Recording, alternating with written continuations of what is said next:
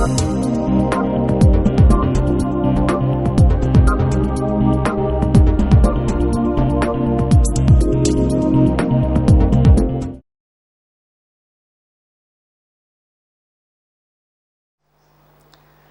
duller coloured and equally poisonous Shaler's green, which is an arsenite of copper, was useful, but it was never as popular.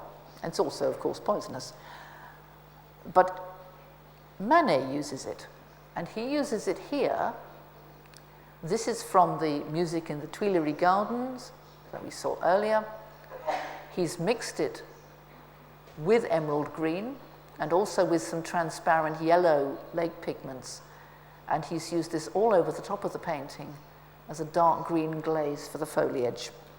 The element cobalt had been discovered in the previous century, and after the success of cobalt-containing blue glazes for porcelain, Louis-Jacques Thénard found that it was possible to make a blue pigment by heating together a cobalt salt and alumina.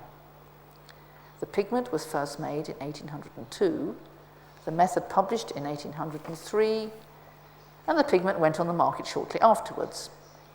Its desirable colour ensured its success in spite of its rather high cost. That's cobalt blue, and there's cerulean. The related, rather greener blue pigment made of cobalt and tin oxides, cerulean blue, appeared very much later in the century, as did the first strongly coloured purple mineral pigment, cobalt violet, which first appeared in 1859. This could be either cobalt phosphate or cobalt arsenate, and its colour would vary slightly depending on which you used.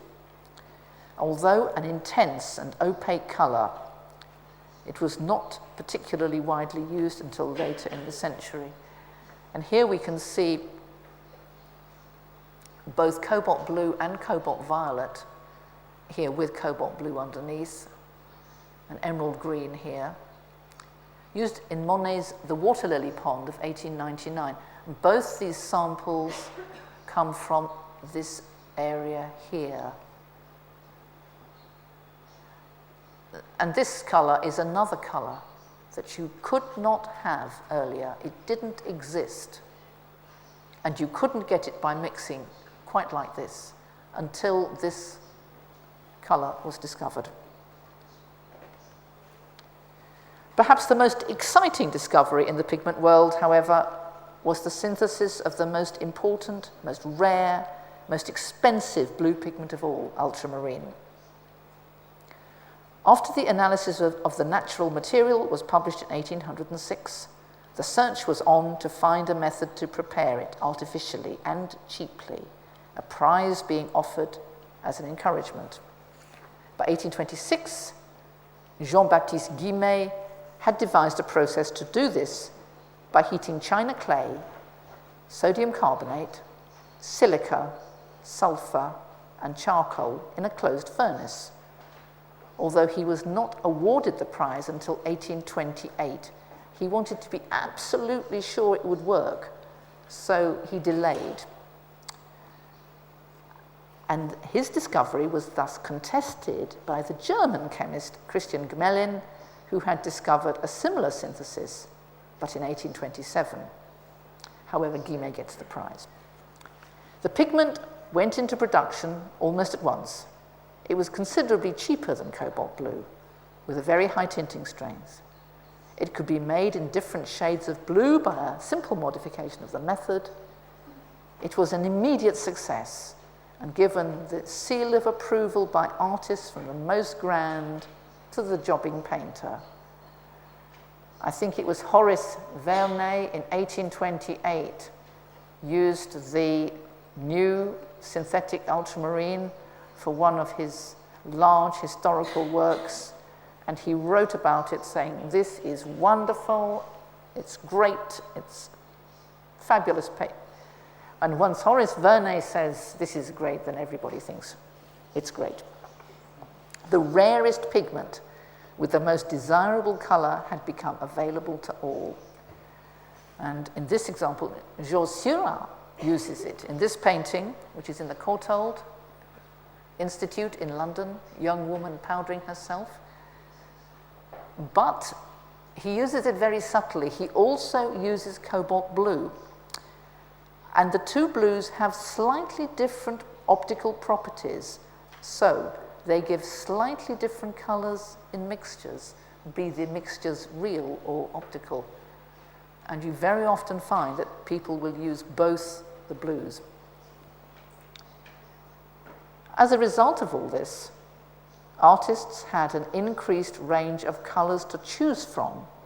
The pigments from earlier times, the ochres, lead white, vermilion, Prussian blue, the red and yellow lake pigments, and so on, were all still available. But in addition, a new set of intense, brilliant colors, as strong as vermilion and Prussian blue, were now available. And emerald green and cobalt violet represented colors that could not be obtained by mixing and had never been available before. In addition, improved methods of extraction and manufacture meant that certain of the older pigments, such as the madder lake pigments, were considerably improved. The madder industry was of considerable importance to the French economy in the first 70 years of the century because of textile dyeing and printing, and a large range of madder lakes were on sale, notably in the earlier part of the century. With the identification of the formula of alizarin, the principal constituent of the madder dyestuff, followed by its synthesis by Karl Graeber and Karl Liebermann in 1868, the madder industry went into a decline quite rapidly. Synthetic alizarin crimson was available by the end of the century. Here we see alizarin crimson and rose madder. Artist pigments like rose madder, in fact, continued to be prepared from the madder root because this pigment had a certain vibrant quality derived from things in the natural dyestuff and a useful transparency that no synthetic version could match. And it's seen here in this paint sample, which is from the signature on Monet's water lilies. And you also see, you're seeing it from upside down. So here's the vermilion layer, which is underneath. The madder lake is on top, but you can see it all around the edge. And you can see the typical vibrant, transparent pink of this pigment.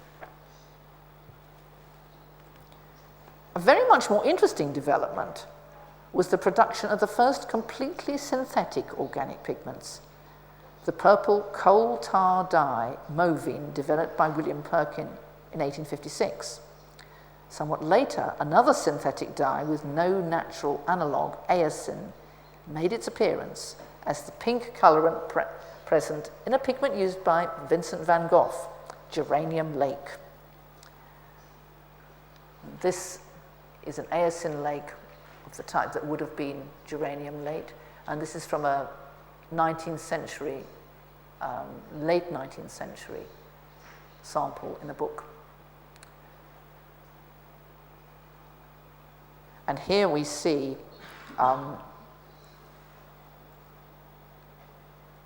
it used by Van Gogh. This, together with Movine and methyl violet, appears in the 1890 Lefranc catalogue as one of 4 lacs d'analine, aniline lakes.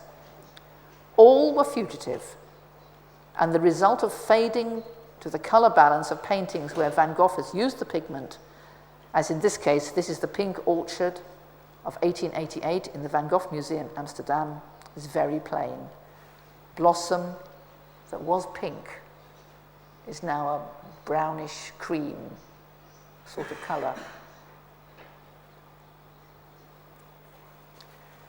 By the early decades of the century, pigments and paint were manufactured on a very large scale. Not only that, but procedures such as grinding the pigment to a powder and grinding it with the oil binder to make the paint had also been mechanized, although hand grinding was still done.